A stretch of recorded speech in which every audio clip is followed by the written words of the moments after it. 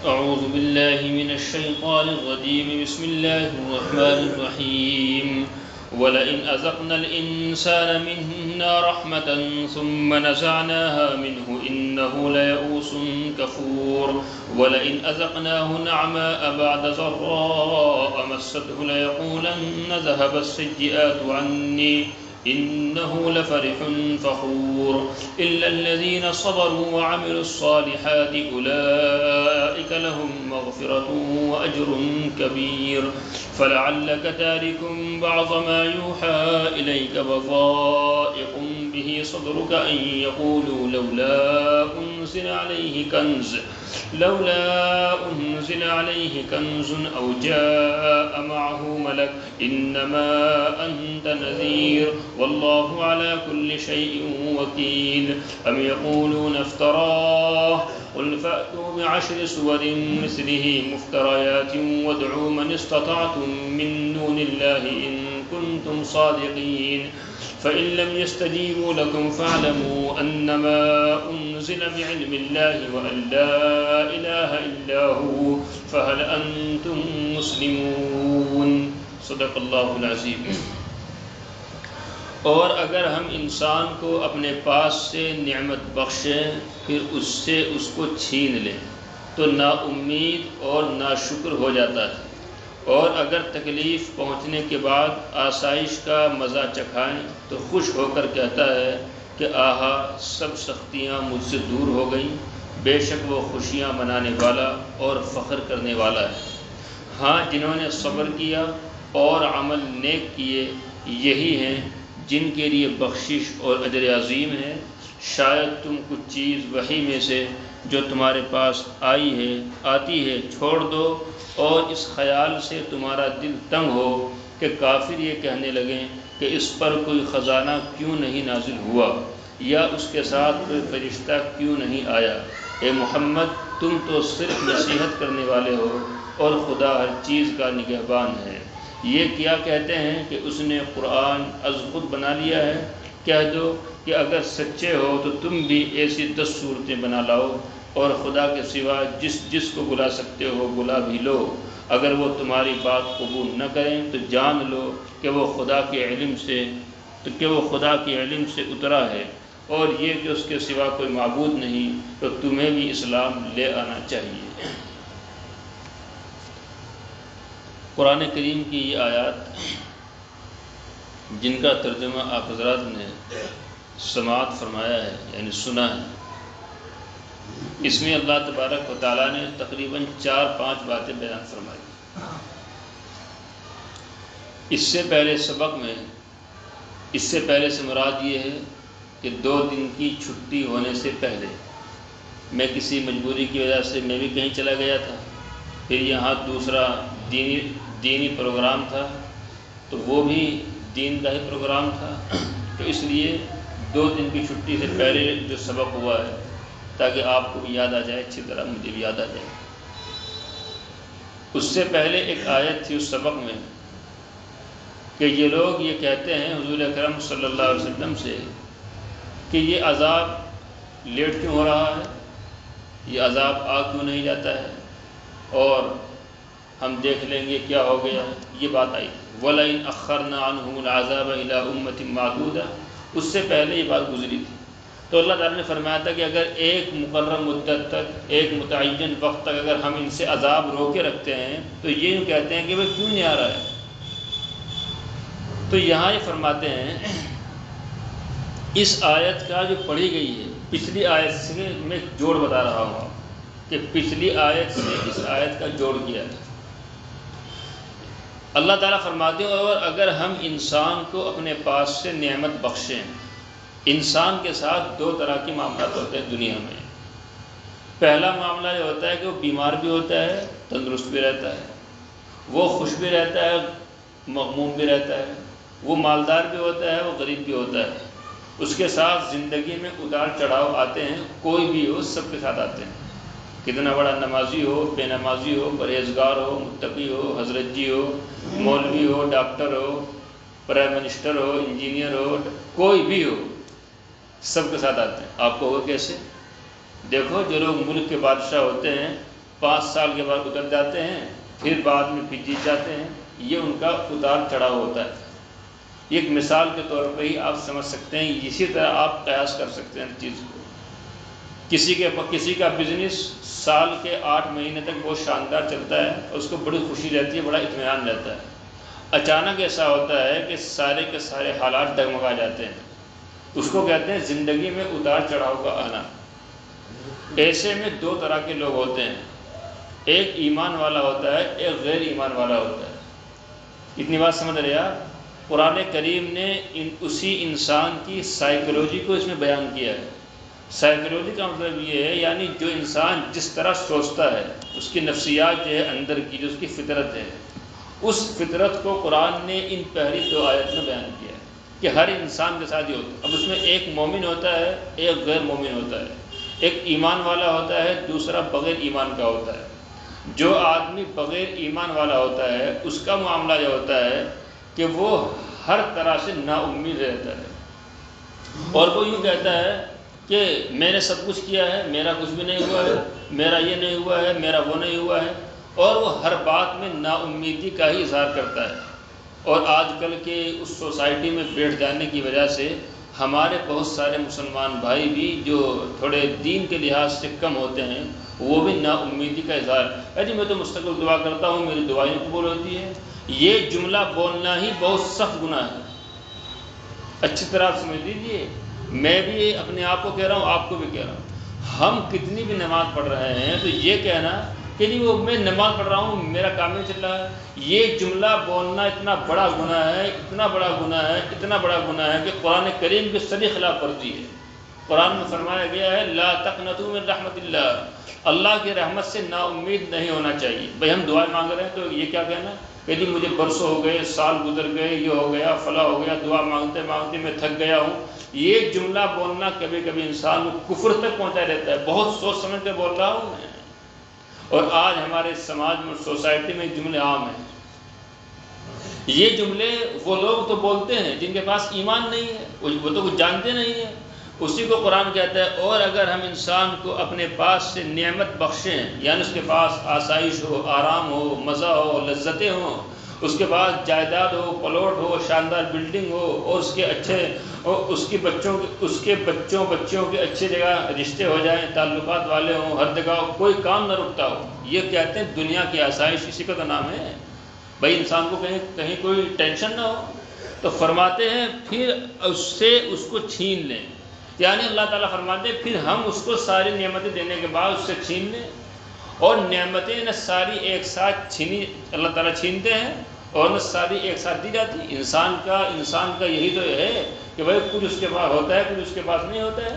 اولاد بھی اللہ تبارک و تعالیٰ کی بہت بڑی نعمت ہے، بیوی بھی اللہ تبارک و تعالیٰ کی بہت بڑی نعمت ہے، ماں باپ بھی اللہ تبارک و تعالیٰ کی بہت بڑی نعمت ہے، انسان نماز پڑھ رہا ہے یہ بھی اللہ تعالیٰ کی بہت بڑی نعمت ہے، دین سے اس کا تعلق باقی ہے یہ بھی اللہ کی بہت بڑی نعمت ہے، علماء سے اس کا تعلق باقی ہے، علماء کی محفل میں بیٹھ رہا ہے، قرآن کو سمجھ رہا ہے، قرآن کو سن رہا ہے، یہ سب اللہ تعالیٰ کی نعمتیں ہیں، مختلف نعمتیں ہیں جو اللہ تبارک و تعالیٰ نے اس انسان کو دی۔ ہمیں پہلی بات یہ سمجھنی چاہیے کہ اگر ایک نعمت خدا نخواستہ ہماری اپنی کرتوت سے چلی گئی ہے اور ہماری کرتوت سے جاتی ہے، یعنی ہم سب کی یا کسی کی بھی، تو دوسری نعمت تو باقی ہے نا۔ بھائی اگر ماں کا انتقال ہو گیا ہے تو ابھی اولاد زندہ ہے، باپ زندہ ہے، تو اگر ایک نعمت گئی ہے تو ایک نعمت تو موجود ہوئی۔ تو انسان کیا کرتا ہے، اللہ تعالیٰ فرماتے ہیں ثم نزعناها من، خاص طور سے وہ انسان جس کے پاس ایمان نہیں ہے، جو مسلمان نہیں ہے، وہ فوراً یہ کہتا ہے کہ وہ اس کی رحمت سے نا امید ہو جاتا ہے، اور فرماتے ہیں اللہ تعالیٰ یہ انسان نا امید اور ناشکرہ ہو جاتا ہے۔ لیاؤسن کفور کہا ہے، لیاؤسن کا مطلب یہ ہے اتنا نا امید ہو جاتا ہے، اتنا ناشکرہ ہو جاتا ہے کہ کوئی امید کی بات کرتا ہی نہیں ہے۔ تو فرماتے ہیں کہ اس سے یہ پوچھنا چاہیے کہ بھائی تمہارے پاس جو اور نعمتیں ہیں تمہارے باپ کی دی ہوئی ہیں، وہ بھی تو اسی خدا کی دی ہوئی ہیں، اسی گاڈ کی دی ہوئی ہیں، اسی ایشور کی دی ہوئی ہیں، وہ کسی اور نے دی ہیں، وہ سب بھی اسی نے دی ہیں۔ تو یہ ایک نعمت کے چھن جانے کی وجہ سے اتنا پریشان تو ہے، لیکن اتنی ساری نعمتیں جو موجود ہیں ان پر تو اس کی نظر نہیں گئی ہے۔ یہی ہماری سوسائٹی میں ہو رہا ہے کہ ذرا سا کچھ معاملہ پیش آ جائے تو شکوے شکایتیں کرتے پھریں گے، گلیوں میں بتاتے پھریں گے، برادری والوں سے کہتے پھریں گے، جہاں بیٹھے ہیں وہاں اس کا تذکرہ کریں گے، اور بہت ساری چیزیں ہمارے ساتھ ہیں ان کو ہم بھول جاتے ہیں۔ تو اللہ تبارک و تعالیٰ کو یہ بات ناپسند گزرتی ہے کہ اگر ایک نعمت میں کچھ کمی آ گئی ہے تو میرے بارے میں کہتا پھر رہا ہے، اور اتنی ساری ساتھ میں لیے پھر رہا ہے، کھا رہا ہے، پی رہا ہے، ساری سے سب کچھ ہے تو پریشان۔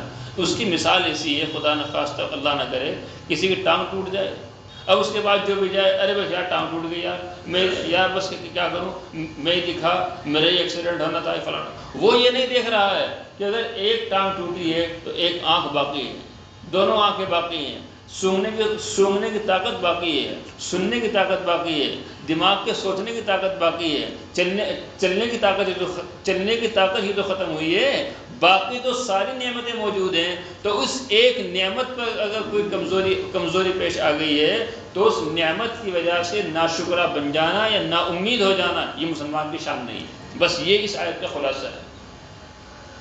دوسری آیت میں اللہ تبارک و تعالیٰ فرماتے ہیں کہ دوسری اس کی سائیکالوجی یہ ہے، یعنی دوسری اس کا سوچنے کا انداز یہ ہے، وَلَئِنْ أَذَقْنَاهُ نَعْمًا، کہ اگر تکلیف پہنچنے کے بعد آرام کا مزہ چکھائیں تو خوش ہو کر کہتا ہے کہ آہا، یعنی ترجمہ اس انداز سے کیا ہے مولانا فتح محمد جالندھری نے، ہماری زبان میں کیا ہے کہ آہا کہ سب سختیاں مجھ سے دور ہو گئیں، بے شک وہ خوشیاں منانے والا اور فخر کرنے والا۔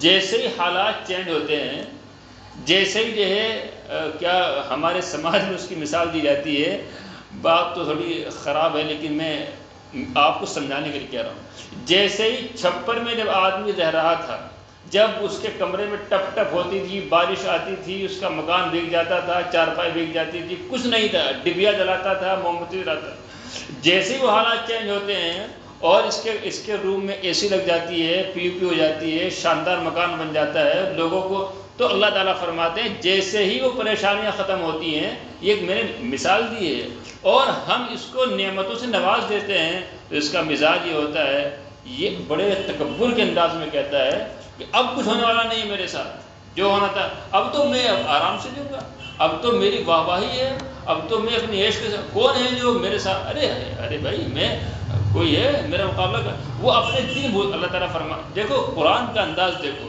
قرآن کہہ رہا ہے اِنَّهُ لَفَرِحٌ فَخُورٌ، یہ خوشیاں مناتا ہے، اور خوشیاں اس انداز سے مناتا ہے کہ اکڑتا ہے اور فخر کرتا ہے اس بات کے اوپر کہ ارے بھائی میرے پاس تو بہت کچھ ہے، میرے پاس تو کئی لاکھ روپے موجود ہیں، میں کروڑوں میں پلاٹ خرید سکتا ہوں، میرا کوئی ہو سکتا ہے، یہ باتیں ہوتی رہتی ہیں، اور بہت مرتبہ یہ ہوتا ہے کہ 1 گھنٹے کے بعد اس کا انتقال ہو جاتا ہے، اور بہت مرتبہ یہ ہوتا ہے کہ انسان جو ہے ساری پلاننگ کرتا ہے، تکبرانہ انداز میں بات کرتا ہے، اتراتا ہے، اکڑ کر چلتا ہے، اور بلڈنگ اس کی بن جاتی ہے، مکان بن جاتا ہے، پلاٹ خرید دیتا ہے، مگر ابھی اس مکان میں قدم نہیں رکھنے پاتا ہے کہ اس کا جنازہ پہلے اس مکان میں پہنچ۔ یہ تو وہ واقعات ہیں جو ہمارے ساتھ اور آپ کے ساتھ اللہ تعالیٰ نہ کرے ایسا ہو، لیکن ہمارے سامنے ہوتے ہیں۔ قرآن نے اسی انداز سے اس کا نقشہ کھینچا ہے۔ یہی تو قرآن ہے جس کو سمجھنے کے لیے جو آپ حضرات بیٹھ جائیں، آپ کے بچے بیٹھ جائیں، ہمارے نوجوان بیٹھ جائیں، جو میں بار بار آپ سے درخواست کرتا ہوں، وہ اسی لیے کرتا ہوں کہ قرآن کی ایک آیت ایسی ہے کہ انسان کی پوری زندگی میں تبدیلی پوری زندگی میں تبدیلی پیدا کر سکتی ہے۔ یہ 2 آیتیں ہی ایسی ہیں کہ انسان کی پوری زندگی کا نقشہ کھینچ رہی ہیں، کوئی بھی آدمی ان سے باہر نہیں ہے۔ اللہ تعالیٰ فرما رہے ہیں اور اگر تکلیف پہنچنے کے بعد آسائش کا مزہ چکھائیں تو خوش ہو کر کہتا ہے کہ آہا سب سختیاں مجھ سے دور ہو گئیں، بے شک وہ خوشیاں منانے والا اور فخر کرنے والا ہے۔ ہاں، جنہوں نے صبر کیا اور عمل نیک کیے یہی ہیں جن کے لیے بخشش اور اجر عظیم۔ یہاں آ کر 3 طرح کے لوگ ہو گئے ہیں۔ پہلے تو وہ ہیں کہ جن کے پاس نعمتیں موجود تھیں، آپ لوگ جاگ رہے ہو نا، جن کے پاس نعمتیں موجود تھی، سامان موجود تھا، پیسہ موجود تھا، سکون تھا، ان سے چھین لیا گیا ہے، ان سے لے لیا گیا ہے، تو وہ فوراً نا امید ہو جاتے ہیں۔ یہ کام خاص طور سے کافر، مشرک اور غیر ایمان والے زیادہ کرتے ہیں، کیونکہ ان کا یقین نہیں ہوتا ہے۔ اب جو ہے مسلمان بھی ایسا کرنے لگے ہیں۔ اللہ تعالیٰ معاف فرمائے، ہماری سوسائٹی میں ایسے بہت لوگ ہیں جو باقاعدہ بڑے تمطراق سے اور بہت ہی کبر کے انداز میں کہتے ہیں ارے چھوڑو یار ان مولویوں کو کیا رکھا ہے، ارے چھوڑو یار نعوذ باللہ قرآن، ارے ہم نے بہت پڑھ لیا قرآن، ہم نے بہت پڑھ لی نماز، ہمارا کچھ بھی نہیں ہوا۔ ارے بیوقوف آدمی، کام کے واسطے نماز پڑھ رہا ہے، ڈیوٹی ہے یہ ہماری۔ یہ کتنے لوگ ہیں جو یہ بات کہتے ہیں، ارے یار تم دین کی بات مانے، اس کی بات مانے۔ دین کی بات ماننے والوں کی اور دین پر عمل کرنے والوں کے ساتھ ہمیشہ ہر زمانے میں لوگ کم رہے ہیں، یاد رکھو۔ حوصلہ نہیں توڑنا چاہیے۔ صحیح راستے پر چلنے والے لوگ حضرت آدم علیہ السلام کے زمانے سے ہمیشہ کم رہے ہیں اور قیامت تک کم رہیں گے۔ گمراہ، بدترین، مجرم، بگڑے ہوئے خراب لوگ ہر دور میں زیادہ رہے ہیں۔ اس لیے کبھی بھی آپ یا میں اپنے دل کو تنگ نہ کریں۔ ابھی جو آخری آیت ہے اس سبق کی، اس آیت میں یہی بات بیان فرمائی گئی ہے، میں آپ کو آگے سمجھاؤں۔ تو پہلا جو آدمی ہے کہ جس سے نعمت چھینی گئی ہے، یہ آدمی نا امید ہو جاتا ہے، ارے چھوڑ یار ہمارا کیا رکھا ہے۔ دوسرا آدمی وہ ہے کہ جس کو اللہ تعالیٰ نے دیا ہے اور جو پہلی پریشانیاں تھی وہ ختم کر دی گئی، یہ اکڑتا ہے اور یہ خوش ہوتا ہے، ارے ہمارے تو پہلے بھی یہ تھا، ہمارا تو پہلے بھی وہ تھا، ہمارے باپ دادا کے بھی غریب نہیں رہے، چاہے جو ہے ان کے پاس 50 گز کا نہیں 20 گز کا مکان نہیں تھا، ان کے پاس ٹھہرنے کا موقع نہیں تھا، ان کے پاس کرائے پر رہا کرتے تھے، ان صاحب نے نکال دیا، انہوں نے نکال دیا، انہوں نے نکال دیا، اچانک اللہ تعالیٰ کی طرف سے کوئی بات آئی اور ایسا انتظام ہوا کہ اب اس کے یہاں 20 کرایہ دار رہ رہے ہیں، ایسے بہت لوگ ہیں، اور ان کے پاس 30، تو وہ کیا کہتا ہے بیٹھ کے بیٹھک میں، ارے بھائی ہم تو پہلے سے ہی بڑے ہیں، نواب صاحب ہیں، ہمارا تو کہنا ہی کیا ہے ہمارے سامنے، ارے بھائی ہمارے تو پہلے زمانے سے ہی جو ہے 50 کرایہ دار ہمارے یہاں رہتے ہوئے آئے، اب کسی کو پتا تو ہے نہیں ہے، لیکن جو اس دور کے لوگ ہیں جو اس بات کو جانتے ہیں ان کے سامنے نہیں کہتا ہے وہ، کیوں؟ ان کو پتا ہے۔ آج بھی آپ دیکھو جو ہمارے محلوں میں یا ہمارے علاقوں میں جو ایسے لوگ ہوتے ہیں، لوگ کیا کہتے ہیں، ارے یار پتہ نہیں وہ کیا ہوا ہے، پتہ نہیں کہاں سے لے کے آیا، اللہ میں نے اس کا کیسا ہاتھ پکڑا، یہ ہمارا تعبیر ہے، اور پتہ نہیں کیا ہوا ایک دم جو ہے اتنا آگے، ورنہ یار اس کا تو حال یہ تھا، یہ تو کٹا اٹھا کے بازار میں گھومتا تھا۔ یہ الفاظ تو آج بھی سنتے ہیں ہم لوگ۔ تو دو طرح کے لوگ ہو گئے۔ تیسرے وہ لوگ ہیں کہ جن کے ساتھ جب کوئی مشکل پیش آتی ہے اور جب کوئی نعمت ان کی ختم ہو جاتی ہے تو وہ صبر کرتے ہیں، ٹھیک ہے، اور وہ اللہ تبارک و تعالیٰ کا کوئی شکوہ نہیں کرتے ہیں، اور جب ان کے پاس نعمت آتی ہے تو وہ شکر ادا کرتے ہیں۔ یہی لوگ ہیں، اللہ تعالیٰ فرماتے ہیں الا الذین صبروا وعملوا الصالحات، مگر وہ لوگ جنہوں نے صبر کیا، یعنی ایسے حالات پر، کسی نعمت کے ختم ہو جانے پر، مثلا خدا نخواستہ نعوذ باللہ آج کل کے حالات میں کسی کی بچی چھوٹ گئی ہے، یہ انسان کی ایک پریشانی ہوتی ہے، یا خدا نخواستہ بیٹے کا رشتہ ہو گیا تھا، وہاں سے رشتہ ہٹ گیا ہے، یا خدا نخواستہ دکان اچھی، شو روم وغیرہ سب شاندار بنایا، وہ اس میں آگ لگ گئی ہے۔ یہ ایسے حالات جو انسان پر آ جاتے ہیں، اللہ نہ کرے ایسا۔ تو اس پر آدمی نے صبر کیا، نعمت کے زائل ہو جانے پر، نعمت کے ختم ہو جانے پر، اور نیک عمل بھی کرتا رہا۔ اللہ تعالیٰ فرماتے ہیں ہمارے طرف سے ان کے واسطے 2 اعلان ہیں۔ پہلا اعلان یہ ہے مغفرت، ان کے واسطے بخشش کا اعلان ہے۔ دوسری بات یہ وَأَجْرٌ کبیر، اور بڑا ثواب اور عظیم ثواب ان کے لیے ہمارے پاس موجود ہے۔ اب یہاں یہ ایمان والوں کی صفت ہے۔ جو پہلی صفت بیان کی گئی ہے وہ غیر ایمان والوں کی ہے، لیکن اب ماحول کی گندگی کی وجہ سے بہت سارے نام نہاد مسلمان بھی اس میں داخل ہو گئے ہیں، اور یہ جو بات ہے اولئک لہم مغفرۃ وَأَجْرٌ کبیر، یہی ہیں جن کے لیے بخشش اور اجر عظیم ہے۔ فرمایا حضور اکرم صلی اللہ علیہ وسلم نے، حضرت صہیب رضی اللہ تعالیٰ عنہ مشہور صحابی ہیں، وہ فرماتے ہیں کہ فرمایا حضور اکرم صلی اللہ علیہ وسلم نے عجباً لامر المؤمن، صحیح مسلم کی روایت ہے کہ مسلمان کا اور ایمان والے کا معاملہ بھی عجیب ہی ہے۔ بھائی کیا عجیب ہے؟ کہ عجیب یہ ہے کہ دونوں ہاتھ میں لڈو رکھتا ہے۔ یہ ترجمہ کر رہا ہوں میں آپ کی زبان میں، یہ الفاظ نہیں ہیں حدیث کے الفاظ نہیں ہیں، حدیث کا مطلب بتا رہا ہوں کہ جیسے وہ ایسے کہ اگر کوئی مصیبت آتی ہے تو صبر کر لیتا ہے، تب بھی ثواب کماتا ہے، اور خوشی آتی ہے تو پھر شکر ادا کرتا ہے، تب بھی ثواب کماتا ہے۔ یہ فرمایا حضور پاک صلی اللہ علیہ وسلم نے کہ مسلمان کا معاملہ بھی عجیب ہی ہے، نہ ادھر اس کو پریشانی ہے نہ ادھر اس کو پریشانی ہے۔ ہاں وہ لوگ پریشان رہتے ہیں جن کے پاس کچھ کم آ جاتے ہیں، وہ ناشکرے بن جاتے ہیں۔ تو یہاں اسی بات کو فرمایا گیا ہے۔ اور دوسری بات یہ ہے، علماء نے یہ لکھا ہے ان آیتوں کے بارے میں کہ اللہ تبارک و تعالیٰ نے جہاں نعمت کا تذکرہ کیا ہے وہاں بھی یہ کہا کہ جب ہم اس کو نعمت کا مزہ چکھاتے ہیں، یہ نہیں کہا نعمت دیتے ہیں، نعمت کا مزہ چکھاتے ہیں، اور جہاں اللہ تعالیٰ نے پریشانی کی بات کی وہاں بھی یہی کہا ہے کہ جب ہم اس کو کسی پریشانی کا مزہ چکھاتے ہیں. کیوں یہ بات کیوں کہی ہے؟ علماء فرماتے ہیں اس لیے، یہ بتانے کے لیے کہ دنیا کی جو نعمت اور جو پریشانی ہے وہ ہمیشہ ہمیشہ کے لیے نہیں ہے، بس وہ وقتی ہے، کچھ ٹائم کے، ہمارا کہتے ہیں پارٹ ٹائم، یعنی کچھ تھوڑے بہت ٹائم کے لیے ہے، ورنہ پھر آخرت میں ہی اصل نعمت بھی ہے اور آخرت میں ہی سب کچھ وہیں، جو کچھ ہے سب وہیں ہمیشہ. تو اس لیے کہا ہے کہ ہم یہاں اس کو بس مزہ چکھاتے ہیں. بہت شاندار مثال اس کی یہ لکھی ہے علماء نے کہ ایک آدمی نے بہت بڑا شو روم کھولا ہے. شو روم کھولنے کے بعد اس میں سامان رکھا ہے. تو اس میں جو اس نے سامان رکھا ہے اس نے ایک سیمپل کے طور پر رکھا ہے کہ بھائی یہ سامان میرے یہاں موجود ہے، لیکن سب کچھ نہیں رکھا ہے اس نے. بھائی سب نے رکھا ہے نا. جو ہوشیار لوگ ہوتے ہیں، سمجھدار لوگ ہوتے ہیں، آپ ان کے پاس جا کر دیکھو وہ صرف کچھ سامان رکھتے ہیں باہر. شوز کی دکان پر جاؤ، جوتوں کی دکان پر جاؤ تو ایک ایک سیمپل کا جوتا باہر لگا رہتا ہے.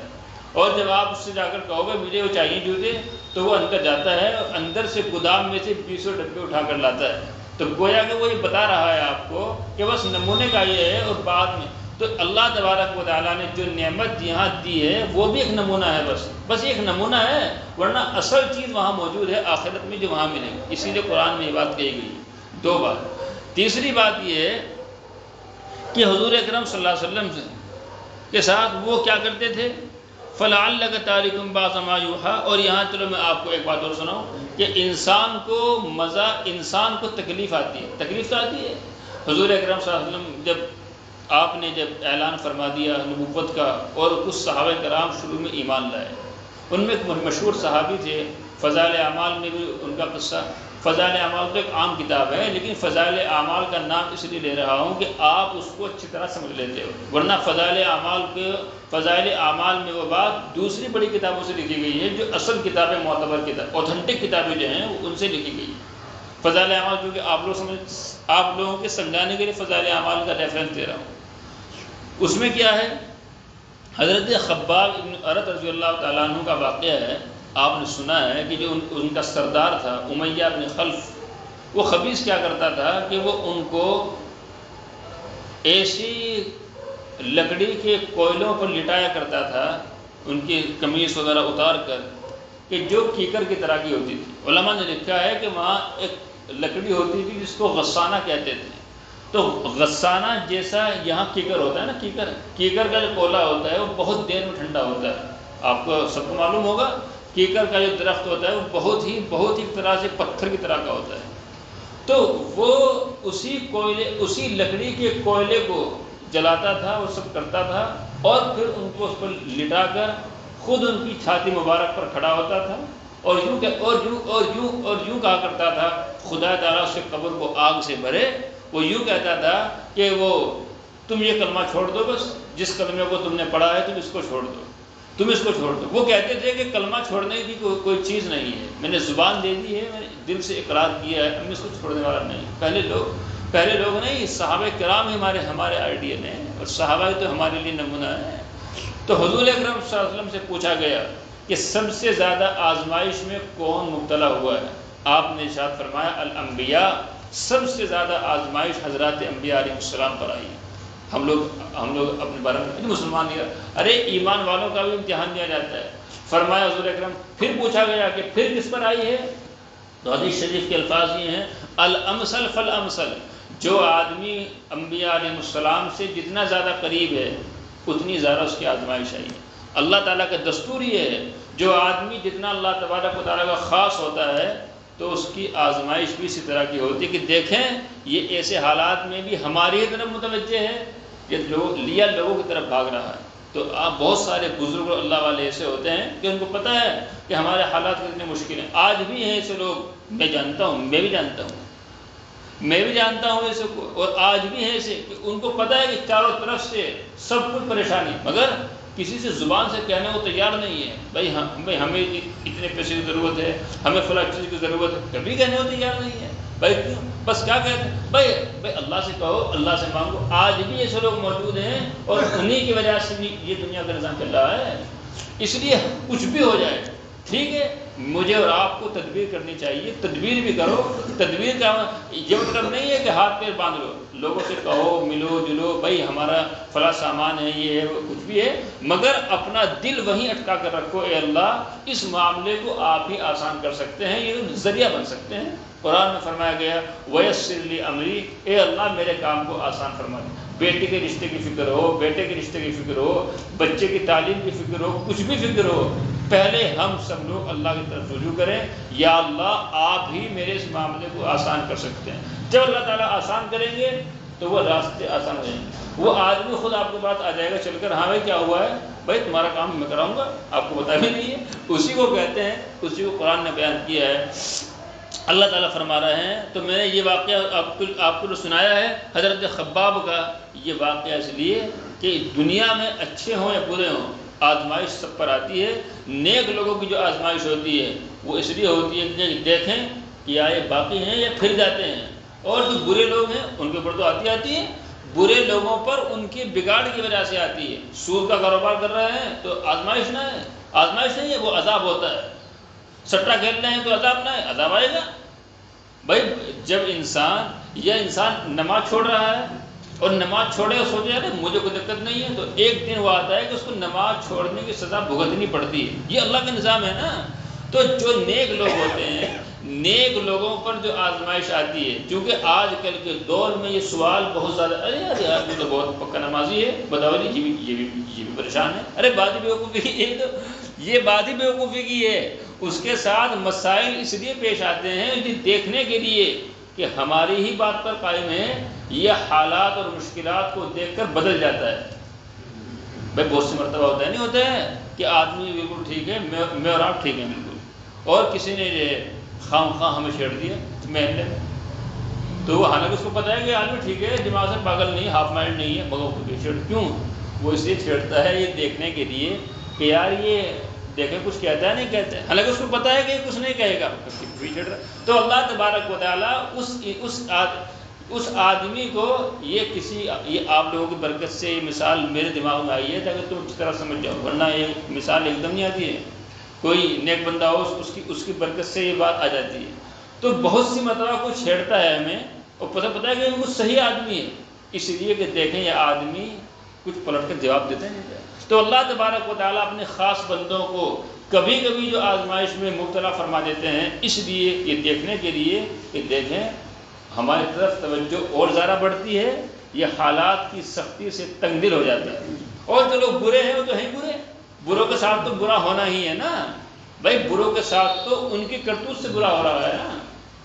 تو یہ ہمارے ذہن میں کبھی یہ سوال نہیں آنا چاہیے، بتاؤ جی مسلمان پھر کیوں ہو رہا ہے؟ مسلمانوں کی کچھ اپنی بھی غلطیاں ہیں، اور اس میں غلطی یہ ہے کہ وہ بے حس ہو گئے ہیں، انہیں پتہ ہی نہیں ہے کہ ہو کیا رہا ہے، بس ان کو وہ کیا کہتے ہیں، ارے بھائی ہمیں تو آپ کے ہمارے علاقوں میں تو کچھ نہیں ہے، غازی آباد کے دادری کے اور جہاں زمینیں بکی ہیں، جہاں بے پناہ پیسہ ہے، وہاں کے علاقوں میں جا کر دیکھو آپ کہ لوگوں کے حالات کیا ہیں، اتنے مگن ہیں وہ کہ انہیں پتہ ہی نہیں ہے کہ یہ امت اور یہ مسلمان یہ کہاں ہیں، ان کے پاس پیسہ اتنا ہے، ان کے مکانات اتنے شاندار ہیں، اور ایک کہنے کی ٹھاٹ باٹ کے انداز، بات کرنے کا اسٹائل، یہ وہ یہ بس اسی طرح بات کرتے ہیں، اور ناشتہ ایسا کھانا ایسا، ارے بھائی ہمارے مقابلے کا کون کھلا سکتا ہے، ارے ہمیں کوئی یہ ان کا انداز ہے بات کرنے کا۔ پنجاب میں، پانی پت میں، ہریانہ میں یہی تو تھا پہلے، 1947 سے پہلے اسی کبر سے آدمی بات کرتا تھا۔ حضرت مولانا اشرف علی تھانوی فرماتے ہیں جب آدمی کبر سے بات کرتا ہے اور تکبر اس کے اندر سے جھلکتا ہے تو فرماتے ہیں کہ خدا کا قہر اس کے اوپر نازل ہوتا ہے۔ قہر کے معنی عذاب کے ہیں، چاہے وہ دیر میں ہی آئے، اور اچھے متکبرین کا اللہ کو بس کبر ہی پسند نہیں ہے۔ کبر سے ہر وقت ہم سب کو اللہ تعالیٰ سے معافی مانگنی چاہیے اور پناہ مانگنی چاہیے۔ حدیث شریف میں فرمایا گیا ہے اللہم انی اعوذ بک من الکبر، اے اللہ میں کبر سے، بڑائی سے آپ کی پناہ چاہتا ہوں، وفتنۃ عذاب القبر، اور عذاب قبر کے فتنے سے پناہ چاہتا ہوں۔ تو دیکھو فرماتے ہیں فلعلک تارک بعض ما یوحی، اللہ تعالیٰ فرما رہے ہیں شاید تم کچھ چیز وحی میں سے جو تمہارے پاس آئی ہے چھوڑ دو۔ بس یہ خلاصہ بتا رہا ہوں آپ کو، بات خلاصہ کیا ہے؟ خلاصہ یہ ہے، ان ساری آیتوں کا خلاصہ یہ ہے کہ وہ جو پہلے تو آپ یہ سمجھو کہ حضور اکرم صلی اللہ علیہ وسلم جب تشریف لائے تو چاروں طرف سے اندھیرا تھا، وہاں کوئی ایمان نہیں تھا، وہاں کفر کا ماحول تھا اور خالص کفر کا ماحول تھا۔ آپ ایسے سمجھو اس کو کہ ہم یہاں کھڑے ہوں، لائٹ بھاگ جائے، انورٹر خراب ہو جائے، پورے محلے میں اندھیرا ہو جائے، تو کہیں جانے کا راستہ نہیں ہے۔ اس وقت آپ کوشش کر کے اپنے گھر پہنچ جائیں تو یہ کمال ہے، آپ کا دل کتنا پریشان ہوگا۔ اب آپ اس کو ایسے سمجھو کہ کفر و شرک کی کالی گھٹائیں ہر طرف تھی، کوئی آدمی ایسا نہیں تھا کہ جو حضور اکرم صلی اللہ علیہ وسلم کے حق میں کھڑا ہو جائے، اتنی بات سمجھ لیں۔ اور اس وقت جس سے سب سے زیادہ ان کو آگ لگتی تھی، وہ یعنی ابو جہل کو، مشرکین کو، وہ لگتی تھی کہ توحید کی بات مت کہو۔ بس جیسے مثال دے رہا ہوں میں، کوئی آپ کو پریشان نہیں کر رہا ہوں، جیسے کسی محلے میں بہت زیادہ ناجائز کام ہوتا ہو، زنا کا ہوتا ہو، سود کا ہوتا ہو، سٹے کا، جو آج کل کی بڑی بیماریاں ہیں، اور وہاں کوئی مولانا صاحب آ جائیں باہر سے اور کوئی پروگرام رکھ دیا جائے اور اس پروگرام میں 1 گھنٹہ سود پر اور زنا پر تقریر کریں، ٹھیک ہے؟ تو جو لوگ سامنے بیٹھے ہوئے ہیں اور خاص طور سے وہ مجرم لوگ کہ جو اس میں ملوث ہیں، آپ ان سے پوچھو کہ ان پر کیا گزرتی ہے، ان کے چہروں کی ہوائیاں اٹھ جاتی ہیں، وہ چاہتے ہیں اب تک اٹھ جائیں اور اٹھ کر اس کو گولی مار دیں۔ وہ یہ چاہتے ہیں کہ ہم کھڑے ہو کر گالی دے دیں اس کو، کیا بک رہے ہو، کیا کہہ رہے ہو، ہوتا ہے نہیں ہوتا ہے؟ یہ آپ کو محسوس ہوتا ہے نہیں ہوتا ہے؟ یہ ہر جگہ ہوتا ہے۔ ٹھیک اس سے بھی کروڑ درجے کے مقابلے میں جیسے حضور اکرم صلی اللہ علیہ وسلم یہ فرماتے تھے کہ اللہ کی ذات ایک ہے، بس وہ تل ملا جاتے تھے، اور اس قدر تل ملاتے تھے، اس قدر جل اور بھن جاتے تھے۔ قرآن میں کہا گیا ہے، قرآن نے ان کی بات کو نقل کیا ہے، یوں کہتے تھے اجعل الآلہۃ الہ واحدہ ان ھذا لشیء، یار یہ عجیب آدمی ہے، یعنی ان کے الفاظ ہوتے تھے، یار یہ عجیب آدمی ہے، اس نے سارے معبودوں کا ایک ہی معبود بنا دیا ہے۔ عجیب بات ہے یار، اتنے سارے معبود کو یوں کہتا ہے کہ ایک کی بات مانو، تو وہ سب سے زیادہ اس بات سے جلتے تھے کہ ایک کی بات کیوں کرتے ہو، سمجھ گئے تھے بات؟ تو ایک تو چاروں طرف کفر کا اور شرک کا ماحول، یہ بات اس لیے سمجھا رہا ہوں کہ اس کو سمجھے بغیر آپ قرآن کی آیت سمجھ نہیں سکتے۔ ایک تو کفر و شرک کا ماحول ہر طرف، اور دوسرے ان کے خلاف جو سبجیکٹ ان کے خلاف تھا، یعنی کفر کے خلاف مت بولو، ایک اس کے خلاف بولنا، تو اس سے وہ ایک دم جل بھن جاتے تھے۔ جب وہ جل بھن جاتے تھے تو حضور اکرم صلی اللہ علیہ وسلم پر ٹون کستے تھے۔ پہلے ٹون تو کیا ہوتے تھے؟ پہلے تو وہ آپ کو طرح طرح کی گالیاں دیتے تھے، جو ان کے منہ میں بکتے تھے، خبیث، برا بھلا کہتے تھے۔ حضور اکرم صلی اللہ علیہ وسلم تحمل کا، برداشت کا معاملہ فرماتے، وہ یہ سمجھتے تھے ایک بات، جب ان کو یہ لگتا تھا کہ یار اتنا کہنے کے بعد بھی کچھ نہیں ہو رہا ہے، تو وہ یہ چاہتے تھے کہ یہ کچھ نہ کچھ اپنی بات میں نرمی کر لیں، یعنی بھائی توحید کی بات نہ کہیں، کوئی اور بات کر لیں، یہ نہ کہو بس۔ تو جب اس پر بھی ان کا بس نہیں چلتا تھا تو پھر وہ کیا کہتے تھے؟ پھر وہ جو کہتے رہے یار جیسے ہے کو بات سنو، اگر یہ اتنے بڑے پیغمبر ہیں جتنے لمبے چھوٹے دعوے کر رہے ہیں، تو بھائی ان کے ساتھ کوئی فرشتہ کیوں نہیں ہے؟ اگر بالکل زمین پہ اتر کر تمہارے مزاج کے مطابق بالکل آسان الفاظ میں سمجھا رہا ہوں، اس سے آسان الفاظ نہیں سکتے کہ ایسا کیوں نہیں ہے کہ اگر ہم بات نہیں مان رہے ہیں تو کوئی فرشتہ ہوتا نہیں تھا، وہ فرشتہ ہمیں مار دیتا، ہمارے کوڑے مار دیتا، یار تو کچھ بھی نہیں ہے۔ اگر یہ اتنے بڑے پیغمبر ہیں تو لولا انزل علیہ کنز، دیکھو اب قرآن کہہ رہا ہے کہ وہ یوں کہتے ہیں، اب آپ سمجھو کہ وہ یہ کہنے لگے کہ اس پر کوئی خزانہ کیوں نہیں نازل ہوا، یعنی یار کوئی بہت بڑا پیسہ ہوتا ہے، جیسے آج کل آپ دیکھتے ہیں نا، کوئی جب کسی ملک کا وہ بادشاہ ہوتا ہے یا کسی ضلع کا ڈی ایم صاحب ہوتے ہیں، کوئی بھی ہوتا ہے، ایک مثال آپ کو دے رہا ہوں، یا قصبے کا چیئرمین ہی ہوتا ہے، تو جب وہ آتا ہے نا تو اس کے ساتھ کیا ہوتا ہے؟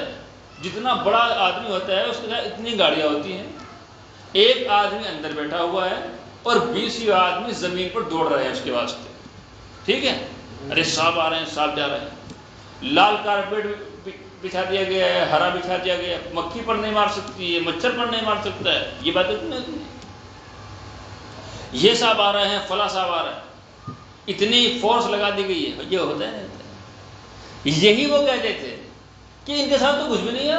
قرآن یوں کہتا ہے، وہ یوں کہتے تھے ما لہذا الرسول یاکل الطعام ویمشی فی الاسواق، یہ رسول ہے کہ بازار میں بھی جاتا ہے، بازار میں چلتا بھی، یہ کھانا بھی کھاتا ہے، یہ رسول ہے؟ اتنی بات سمجھ گئے؟ جیسے آپ آج کل یوں کہو، ارے یہ کوئی یار ہے حضرت جی، یہ تو منڈی میں وہ خرید رہے ہیں نیمبو، یہ تو منڈی میں وہ خرید رہی مرچیں، یہ تو منڈی میں سامان لے۔ جاہل لوگ آج بھی یہ بات کہتے ہیں، بس حضرت جی سے ہوں، بس نال صاحب بیٹھے ہیں، آگے پیچھے لوگ پیر دبا رہے ہیں اور تکیے، ارے حضرت جی تو پاگل ہے بالکل۔ جو آدمی جوان ہو اور پیر دبا رہا ہو وہ انسان ہے، وہ مجبوری میں پیر دبائے جاتے ہیں۔ کوئی آدمی بیمار ہے، کمزور ہے، جو آدمی جوان، حضرت جی جو ہے نا، ہمارے یہاں جو ہوا بنا ہوا ہے کہ 6 آدمی کھڑے ہوئے ہیں، دروازے بند ہیں، ابھی نہیں ملیں گے حضرت، یہ سب بیکار کی باتیں ہیں۔ خدا کا دین جو ہے اور خدا کے رسول کی جو پسند ہے وہ یہ ہے کہ انسان سادہ بن کر رہے، عام آدمی بن کر رہے، اس کے مرتبے کا بھی کسی کو احساس نہ ہو کہ یہ ہے کیا، یہ پسند ہے اللہ کو۔ اور اپنے آپ کو الگ سے دکھانا، میرے واسطے الگ مصلی بچھا ہوا ہو، لوگوں کو معلوم ہو بھائی محلے کے ایسے ہیں اور ویسے ہیں، ڈبل پیسے ہیں، جنگل کے ویسے ہیں۔ ہمارے استاد کہتے تھے ایسے ہیں ویسے ہیں ڈبل پیسے، جنگل کا بھینسا، ہمارے استاد سے۔ اور یہ بات بہت شاندار ہے۔ تو اللہ تعالیٰ فرماتے ہیں کہ آپ سے یہی چاہتے ہیں، یار اس کے ساتھ تو نہ تو کوئی خزانہ ہے کہ یہ دولت بانٹتے، لو بھائی دولت ہمارے ساتھ آ جاؤ، نہ ان کے ساتھ کوئی فرشتہ ہے کہ بات نہ ماننے میں بھوت بنا دے، کوئی بھی نہیں ہے بھائی یہ پیغمبر۔ تو اللہ تعالیٰ فرماتے ہیں انما انت نذیر۔ اب اتنی بات سمجھ گئے ہو؟ اب آپ مجھے یہ بتائیے کہ جب حضور اکرم صلی اللہ علیہ وسلم پر یہ ٹون کستے تھے وہ خبیث، خدا ان کی قبروں کو، ان کے گڑھوں کو آگ سے بھرے، یہ بتائیے کہ حضور پر کیا گزرتی ہوگی؟ اب آپ اس منظر کو سوچو، جہاں ہر طرف کفر کا ماحول، جہاں ہر طرف ان کے خلاف، شرک کے خلاف اعلان ہو رہا ہے، کیا منظر ہوتا ہوگا؟ کبھی کبھی حضور اکرم صلی اللہ علیہ وسلم کو خیال تو آتا ہی ہوگا نا، لیکن چونکہ وہ وقت کے پیغمبر نہیں، وہ آخری پیغمبر تھے، ذمہ داریاں اور نبیوں کے مقابلے میں سب سے زیادہ تھی، تو ایسا نہیں ہو سکتا تھا کہ وہ قرآن کو ان کی مرضی کے مطابق چینج کر دیں۔ تو اللہ تعالیٰ فرماتے ہیں کہ تمہارے سے معجزے مانگ رہے ہیں کہ فرشتہ نہیں، خزانہ نہیں، ارے بیوقوف آدمی، ان سے کہتے کیوں نہیں ہو کہ یہ قرآن جو ہے، یہ قرآن تو ہے۔ حضور اکرم صلی اللہ علیہ وسلم کے ساتھ جو قرآن تھا نا، تو آپ فرماتے ہیں کہ یہ قرآن تو سب سے بڑا معجزہ ہے۔ اب جب ان کے سامنے یہ بات آئی کہ یہ قرآن معجزہ ہے تو کہنے لگے، دیر تو نہیں ہو رہی، تو آپ کو 5-7 منٹ کی بات ہے، تو کہنے لگے، کیا کہنے لگے؟ ارے یہ قرآن تھوڑی ہے، یہ تو محمد خود ہی بناتے ہیں، یہ محمد خود ہی بناتے ہیں۔ آج کل کے عیسائی اور یہودی ریسرچر جو ہیں وہ بھی یہی دعوے کرتے تھے، ارے یہ تو محمدی قرآن ہے، نعوذ باللہ کا، یعنی محمدی کا مطلب محمد کا بنایا ہوا ہے۔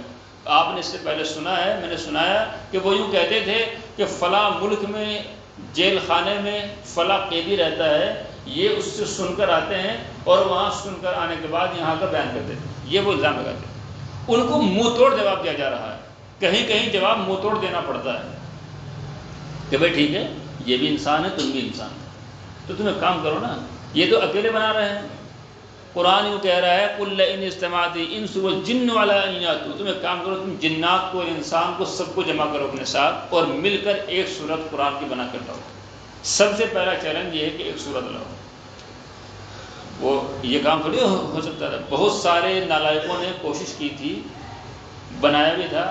ایک خبیث نے بنایا تھا الفیل ملفیل وما ادراک ملفیل لہو خرطوم طویل، وہ کہتا تھا کہ ہاتھی، اور ہاتھی کیا ہے، اور تمہیں معلوم ہے ہاتھی کیا ہے؟ ہاتھی کیا ہے؟ لہو خرطوم طویل، اس کی لمبی پونچھ ہوتی ہے، لمبی سونڈ ہوتی ہے۔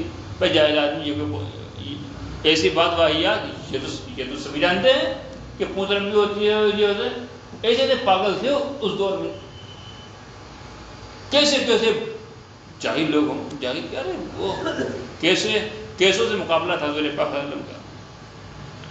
تو فرماتے ہیں لولا انزل علیہ کنز، کہ آپ ان سے کہو جب ایک صورت نہیں بنی تو قرآن کا چیلنج اسی میں موجود ہے اس آیت میں جو بات کہی گئی ہے وہ 10 صورتوں کی بات کہی گئی ہے۔ پھر ان سے کہا گیا کہ تم چلو 10 صورتیں، نہیں میں نے آپ سے وہ کہا غلط، پہلے کہا گیا کہ 10 صورتیں بنا کر لاؤ، یہ پہلا چیلنج۔ 10 نہیں بنی، پھر ایک صورت کی بات کہی گئی، جب ایک نہیں بنی تو پھر ان سے ایک آیت کی بات کہی گئی کہ چلو ایک آیت لے آؤ، اور وہ کبھی نہیں بنی۔ تو قرآن یہاں اسی بات کو کہہ رہا ہے۔ اب یہ سارا خلاصہ ہو گیا ہے، اب آپ سمجھو، شاید تم کچھ چیز وحی میں سے جو تمہارے پاس آئی ہے چھوڑ دو۔ کون؟ حضور اکرم صلی اللہ علیہ وسلم۔ اللہ تعالیٰ فرما رہے ہیں کہ ایسا نہیں ہو سکتا ہے، ایسا ہو ہی نہیں سکتا ہے کہ چاہے آپ کا سینہ کتنا بھی تنگ کر دیں، آپ کو کتنا بھی برا بھلا کہتے رہیں، آپ کو کتنی بھی ٹون کستے رہیں، یہ ممکن ہی نہیں ہے کہ آپ جو ہے قرآن میں کچھ الٹ پلٹ کر دو۔ ایک عالم کا مزاج یہی ہونا چاہیے، ایک صحیح عالم کا مزاج یہی ہونا چاہیے کہ لوگ بہنوں کے حصے پر، میراث پر بیان سننا پسند کریں نہ کریں، اس کو بیان کرنا چاہیے۔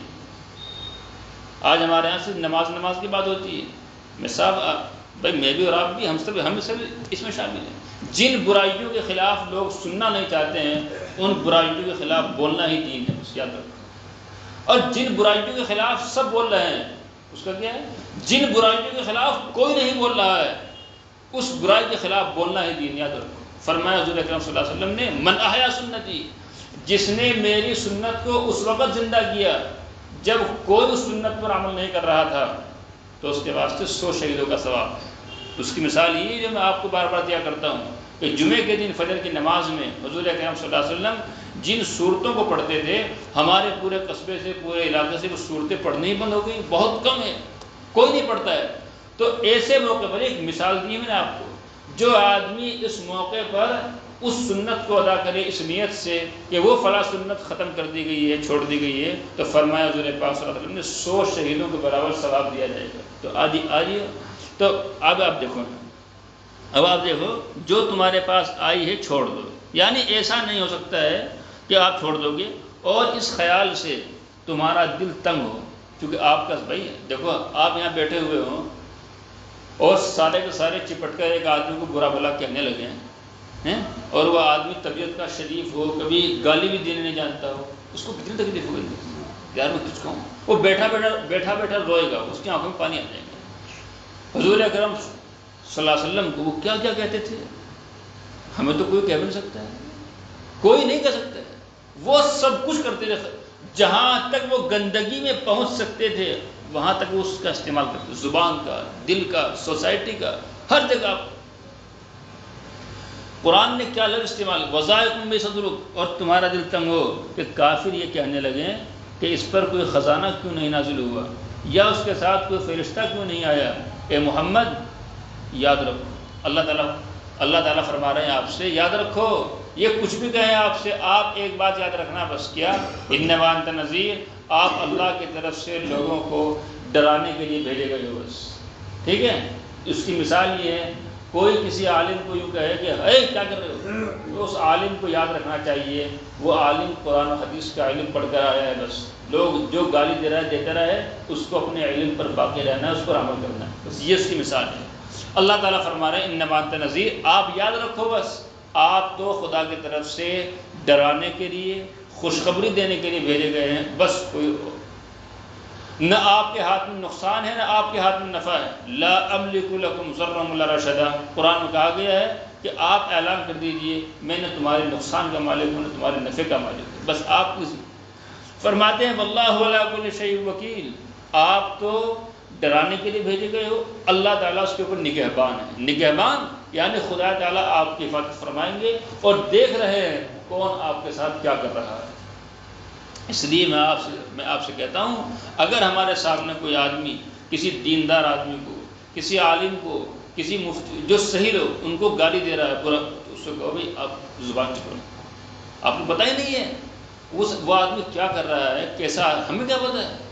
جب تک ہمیں کسی آدمی کے گناہ کی صحیح تحقیق نہ ہو تب تک اس کو کچھ نہیں کہنا چاہیے، اور اگر کسی کے گناہ کا پتہ بھی ہے، ذلیل کرنے کا حکم کہیں نہیں ہے شریعت میں، شریعت میں کہیں نہیں ہے یہ بات کہ کسی کو بھی ذلیل کر سکتے۔ مولانا اشرف علی تھانوی رحمہ اللہ فرماتے ہیں کہ سارے کے سارے مسلمان ولی ہیں، اب آپ کوئی مصحف ہم تو سارے ولی ہیں. قرآن میں کہا گیا ہے اللہ تعالیٰ سب کا دوست ہے. بس فرق اتنا ہے، سن لو بات کو بہت، کیا ہے فرق اتنا ہے کہ بس بہت سارے لوگ ایسے ہوتے ہیں کہ گناہوں کی وجہ سے ان کا نور ایمان کا وہ چھپ جاتا ہے، اس طرح جس طرح کوئی آدمی چہرے پر کالس مل لے اور کالس ملنے سے جو چہرے کا گورا پن ہے وہ چھپ جاتا ہے نا. تو جب آدمی دوبارہ صابن لگاتا ہے تو وہ چہرہ پھر سے ذرا سمجھ لے. تو مولانا فرماتے ہیں یہ یہاں کی بات ہے، تو یہاں کی بات یہاں مولانا کی بات جوڑ رہا ہوں سمجھانے کے لیے. مولانا فرماتے ہیں کہ ہر آدمی اللہ کا دوست بن سکتا ہے اور دوست ہے. قرآن یہ کہتا ہے اللہ ولی الذین آمنوا، اللہ تعالیٰ ان کے دوست ہیں جو ایمان لائے. تو ایمان تو سب کے پاس ہے، بس فرق اتنا ہے کہ جو لوگ گناہ کرتے رہتے ہیں چھوٹے بڑے جو ان سے ہو جاتے ہیں، تو جیسے خوبصورت چہرہ سیاہی لگانے کی وجہ سے چھپ گیا ہے، ایسے ہی اس کا ایمان کا نور چھپ گیا. اب اگر اس کو ایمان کا نور چاہیے دوبارہ، تو مولانا فرماتے ہیں کہ توجہ کے ساتھ استغفار کا اہتمام کرے اور گناہوں کو چھوڑ دے اور پاک صاف ہو کر دل کو متوجہ کرے اللہ کی طرف، اور ایک تسبیح پڑھے استغفر اللہ العظیم الذی لا الہ، اور استغفار کے ساتھ ساتھ گناہ بھی چھوڑے وہ، اور آئندہ گناہ تو دیکھو مولانا فرماتے ہیں کہ وہ نور ظاہر ہو جائے گا. تو فرماتے ہیں اللہ نے یہاں یہی بات کہی، یوں فرماتے ام یقولون افترا، اگر یہ یوں کہیں کہ اس نے قرآن خود سے بنا دیا ہے تو کہہ دو اگر سچے ہو تو تم بھی ایسی 10 صورتیں بنا کر لے آؤ اور خدا کے سوا جس کو بلا سکتے ہو بلا بھی لو. ایسا نہیں کہ اگر وہ تمہاری بات قبول نہ کریں تو جان لو کہ وہ خدا کے علم سے اترا ہے. یعنی اگر وہ قرآن نہیں بنا سکتے ہیں تو سیدھا جواب یہ ہے کہ یہ محمد صلی اللہ علیہ وسلم کا قرآن نہیں ہے، یہ اللہ کی طرف سے آیا ہے. اگر محمد کا ہوتا تو تم بھی بنا سکتے تھے. وہ لا الہ الا، اور یاد رکھو اس کے سوا کوئی معبود نہیں، تو تمہیں بھی اسلام لے آنا چاہیے.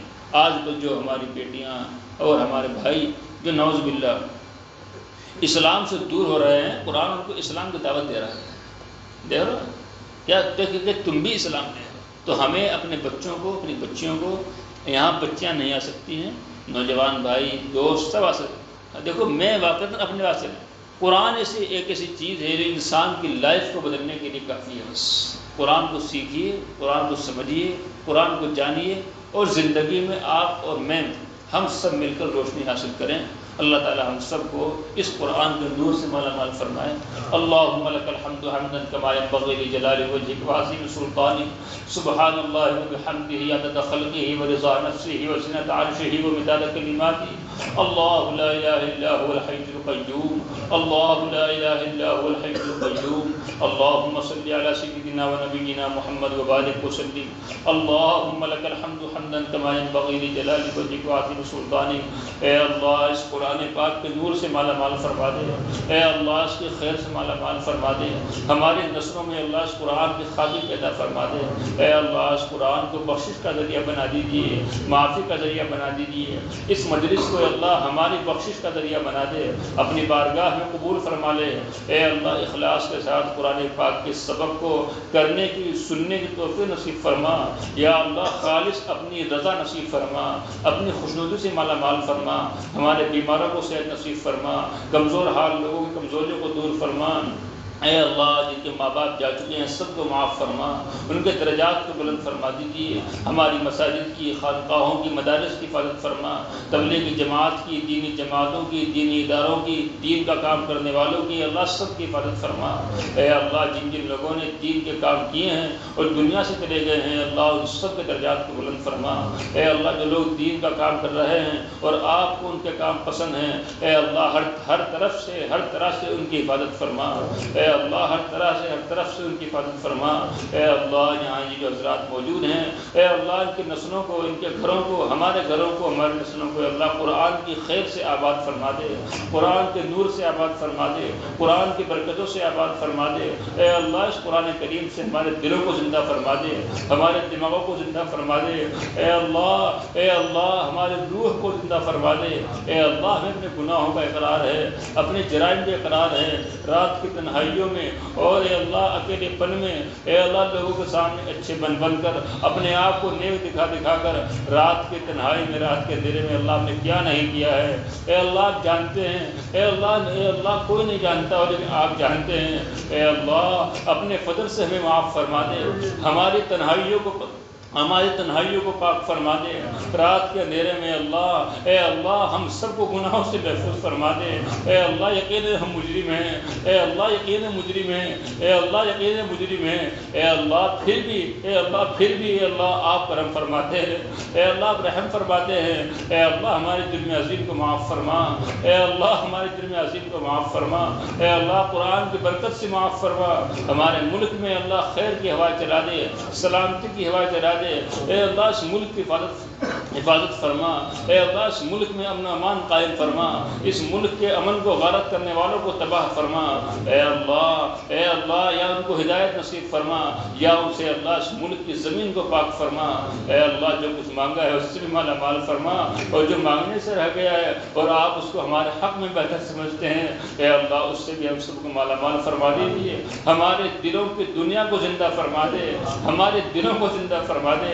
اے اللہ ہمارے دل ہی تو مر گئے ہیں، اے اللہ ہمارے دلوں کا احساس سے ختم ہو گیا ہے۔ اے اللہ ہمارے دعاؤں کو اپنے محبوب اپنے پیارے پیغمبر حضرت محمد رسول اللہ صلی اللہ علیہ وسلم کے صدقۃ الفطر کو قبول فرما لیجیے۔ ربنا تقبل منا انك انت السميع العليم وتب علينا انك انت التواب الرحيم وصلى الله تعالى على خير خلقه محمد وآله اجمعين۔